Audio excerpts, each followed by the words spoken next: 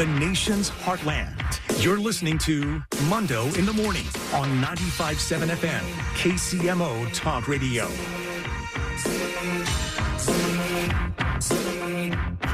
When it comes to investigative journalism in this town, few do it better than Matt Flener, Channel 9 KMBC investigative reporter, joining us on KCMO Talk Radio, 95.7 FM. You can always stream us on the KCMO Talk Radio app or on the iHeart app.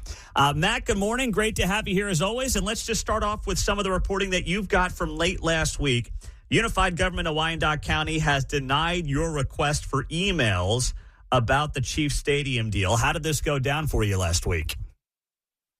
Yeah, this one caught me by surprise, and this I think is something that the public needs to know about, right? Like, we have open records laws in both Kansas and Missouri that allow us to see what our government is doing, to see what taxpayers pay for, to be able to understand the inner workings of deals that go on, of different items that our legislators and our city council people vote for.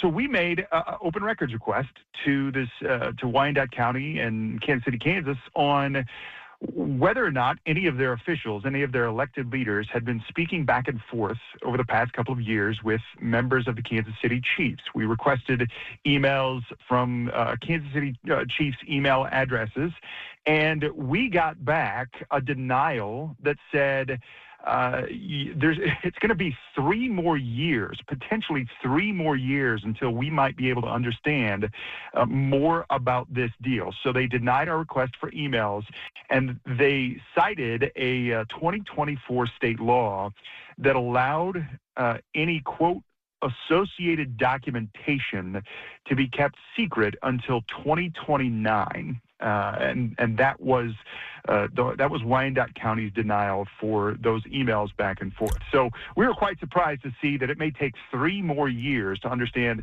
what conversations have happened back and forth, at least over email, between leaders from Wyandotte County and the Kansas City Chiefs. So was that part of the Star Bond offer that was passed in that June 2024 special session? Was Yep. that jammed into there?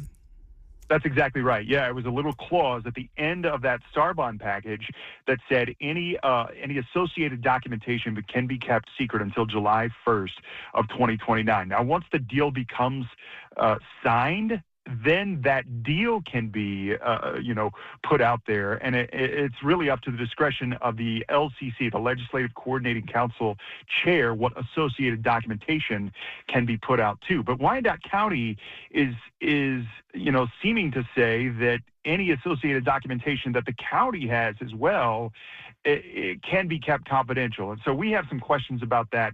We're going to be going back to the county to say, can you really cite exactly the section that you're really saying that these emails should be kept confidential?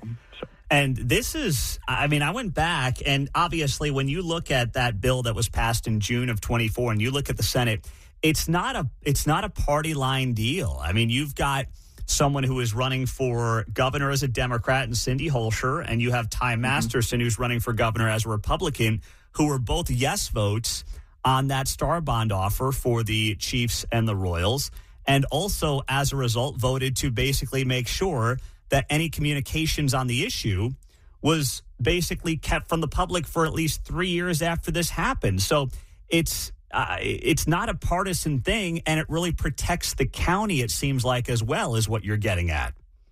And that's the county's interpretation. We obviously believe that information should be out there, should be public. Transparency is super important, especially when you're talking about billions of dollars of taxpayer expense. And so, we wanted to get answers. We put in the records request. That's what we do when there's big things that happen, like a multi-billion-dollar deal there in Kansas. And so we wanted to get answers. Those answers may be a little bit longer to get, but we're certainly pushing for them. Is there anything else that you can try to do to get around this or get some answers here on this? Yeah, I think, we're obviously looking at going back to the county and making sure that they can fully explain, they cited the state law, but can you fully explain what the denial hinges on. And there have been open records fights that have happened in court before. And so we're exploring options, trying to figure out exactly our next steps, and we'll go from there.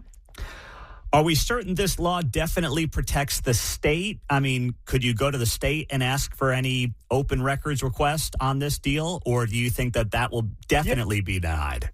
I think that probably has even a stronger argument to keep the records closed because of what the language in the bill says. Wyandotte County seems to be interpreting the fact that they can keep the records closed as well. So that's the question, is whether or not the county or any other cities or counties might be able to keep this documentation closed. I'm Matt Flener, Channel 9 KMBC investigative reporter. Do you have, you've been doing this for a long time. You're one of the best here in town. Do you have any inclination as to why they would want to make sure that they are denying you that open records request? Is there something specifically that you are looking for based on a tip or otherwise that you think can make this thing go deeper and be very interesting when it comes to that request?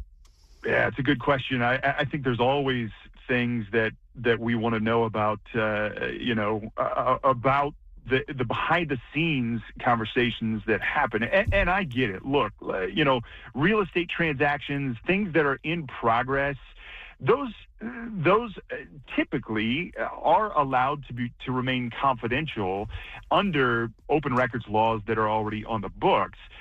But for 3 years beyond when a deal is signed, I think that's the fundamental question. Does there need to be some sort of a change to maybe speed up that process of whether or not we might be able to see these records any sooner? And yeah, I can say there's no tip. There's nothing that I got that said, oh yeah, this is going to be contained in the emails.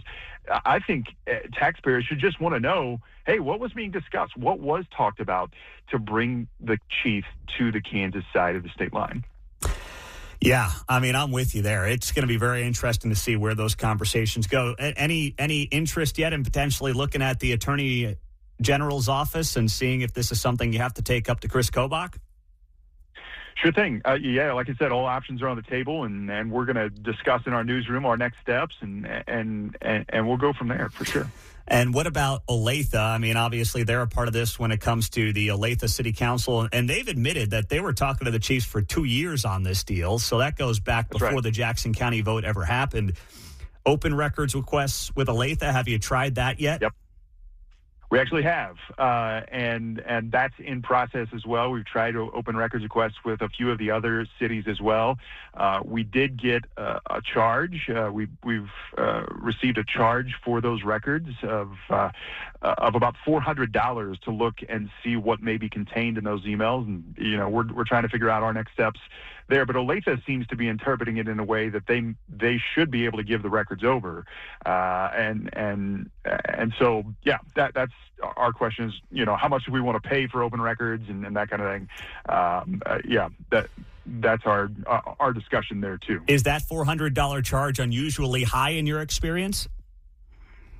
Pete, I make a lot of open records requests, and it seems to be more and more that government bodies are charging for records requests. And this is always a bone to pick, I think, with a lot of people who are requesting records of the government, right? Like the law says, hey, yeah, you can charge for open records requests, but a lot of officials are, they are charging. And so it makes it difficult. It makes it difficult to get that information. Now, we can narrow our requests. We can look at certain ways to get that information, other ways to get that information. But yeah, I think that is a trend we've seen in government agencies, is to start charging more for requests, which, kind of goes against the spirit of the law, right? Like this idea that records should be open. It literally, you're right. It's against the spirit of the law in the sense that now you have to pay the government for what should be public information for the taxpayer and the voter and the constituents. Yeah, absolutely. We did a massive investigation over the past couple of years looking into the use of force behind bars. It was our Restrained series. And I'm trying to think. I think it was probably 40 or 50 different government agencies across Kansas and Missouri wanted to charge money for those requests. And so, I think it's a conversation to bring up with legislators. We work with the Kansas Missouri Broadcasters Association to try and, help legislators understand that, hey, there are government employees that are already doing this work. And I get it. You don't want to be bogged down in busy work, but at the same time, like, hey, when there is a public interest, especially in a story this big with the Kansas City Chiefs, like, let the public know what is going on with their government. Yeah, it's not simple. Well, Matt, keep up the great, or it is simple, but it's not for these guys and gals, unfortunately. Matt, keep up the great work. Thank you for being here on KCMO, and we'll look forward to more of your reporting in the days, weeks, and months to come. Thanks so much. Pete, I appreciate the kind words. You do a great job, and have a great week. You as well. Thanks so much. Matt Flener, Channel 9, KMBC investigative reporter.